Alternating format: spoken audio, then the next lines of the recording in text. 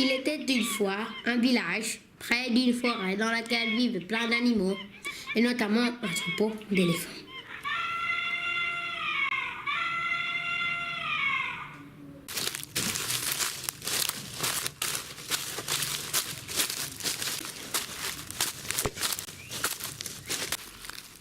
Un jour, les éléphants mangèrent et détruisirent complètement certaines rizières et des villageois.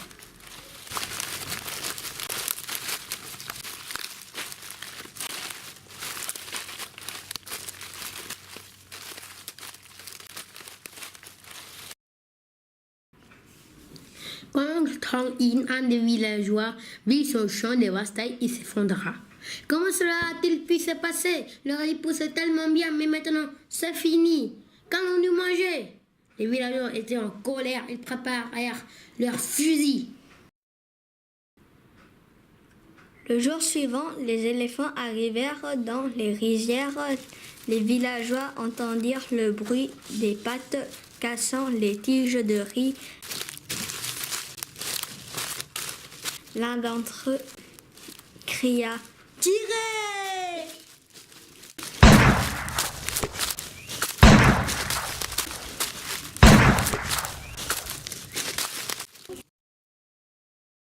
Avec son fusil, oncle Tong-in vit une femelle éléphant qui se dirigeait lentement vers la forêt avec son petit. Oncle Tong-in arma son fusil, tira et toucha la mère qui tentait de protéger son petit.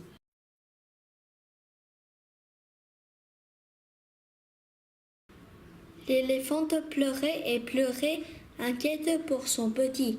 Et quand oncle Tong-in leva son fusil pour tirer une seconde fois, elle se mit à genoux et leva sa trompe, comme si elle suppliait d'épargner la vie de son jeune enfant. En voyant l'amour entre cette mère et son enfant, oncle Tong-in baissa son fusil et s'agenouilla. Il regrettait ce qu'il venait de faire. Il avait commis un acte terrible et irréversible. Il s'agenouilla devant l'éléphant et lui dit « S'il te plaît, pardonne-moi de t'avoir tiré dessus, j'étais en colère car vous avez détruit nos rizières dans lesquelles nous avons travaillé très dur. » La mère murmura « Ce n'est pas entièrement ta faute. L'éléphant a mal agi aussi. Nous avons détruit les cultures qui vous font vivre. Mais je dois te raconter ce qui nous est arrivé.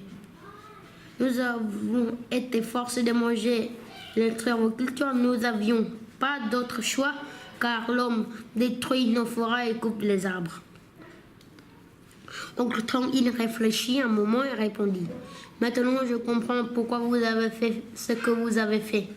Je cultive le riz ici depuis 60 ans et je n'avais jamais vu les éléphants détruire les cultures.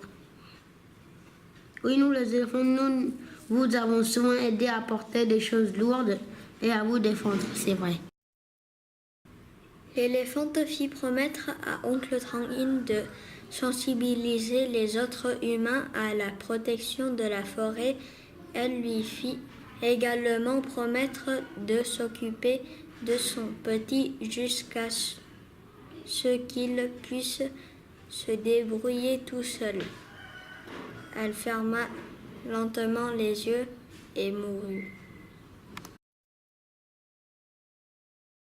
Oncle Tong-in fit passer le message de l'éléphant aux autres villageois qui comprirent mieux pourquoi les éléphants avaient détruit leur culture. Ils s'engagèrent également à sensibiliser les autres à l'importance de la forêt. Les villageois s'occupèrent de l'éléphanto et au bout de quelques mois, quand il fut assez grand pour survivre par lui-même, il repartit dans la forêt, content de retourner dans son habitat et d'être libre. Et depuis ce jour, les gens du village plantent des arbres tous les ans dans l'espoir de régénérer les forêts pour que les animaux retrouvent leur habitat et vivent avec eux une vie heureuse et en paix.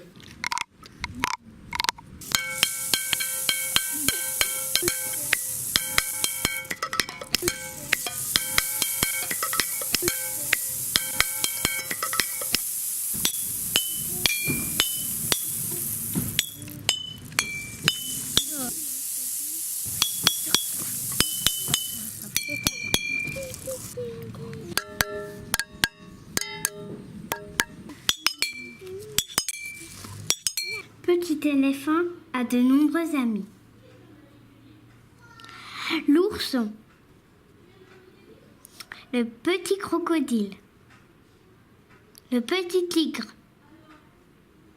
petit porc-épic, petit singe. Ils jouent, rient et sautent ensemble. Aujourd'hui, il fait très chaud. Ils ne savent pas quoi faire. Maman éléphant leur conseille d'aller jouer à l'ombre au bord de l'eau. Les amis commencent à jouer à cache-cache. Ourson se met à compter. Vite, petit singe se cache dans un arbre. Petit porc-épic se cache dans les fleurs. Petit tigre se cache dans les herbes hautes. Petit crocodile se cache dans la mare. Petit éléphant se cache derrière un gros buisson, mais sa trompe est longue, elle dépasse. Petit ourson se met à chercher ses amis. Mais il trébuche sur la trompe de petit éléphant. Aïe, toi et ton gros nez, je ne veux plus jouer. Petit éléphant est triste, il ne voulait pas gâcher le jeu.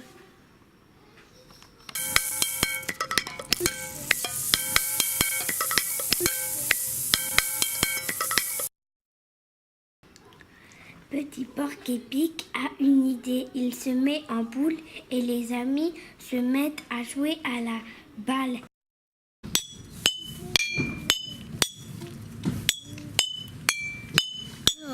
Cela fait beaucoup de poussière.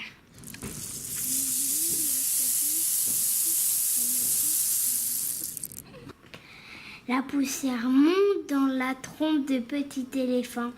Atchoum! Il éternue si fort qu'il envoie petit porc-épic dans les buissons. Aïe, toi et ton gros nez, je ne veux plus jouer. Petit éléphant est triste, il ne voulait pas gâcher le jeu.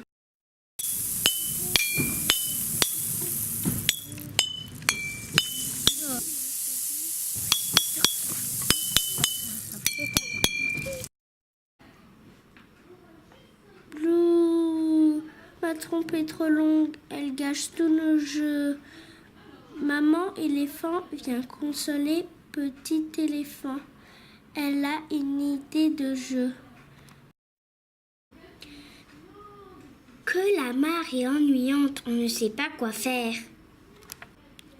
Petit éléphant rejoint ses amis. Il remplit sa trompe d'eau et arrose ses amis.